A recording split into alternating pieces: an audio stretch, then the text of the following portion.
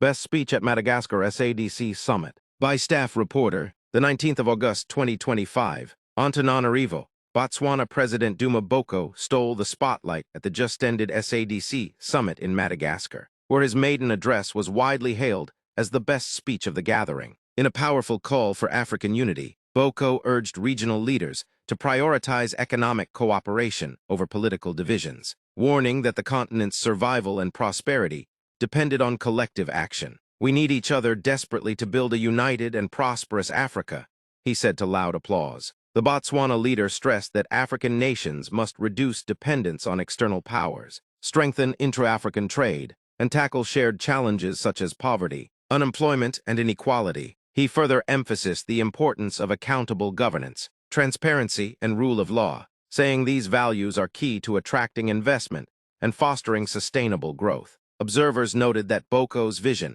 echoes the Pan-African dream championed by Kwame Nkrumah and is reinforced by his invitation to Burkina Faso President Captain Ibrahim Traoré for a state visit, a gesture signaling stronger ties built on self-determination and unity. Boko also urged member states to fully leverage the African Continental Free Trade Area, AfCFTA, which he said could transform Africa's economic landscape through industrialization, job creation, and investment opportunities. His speech has since resonated across the continent, with analysts praising it as a timely reminder of Africa's need for cooperation, solidarity, and visionary leadership.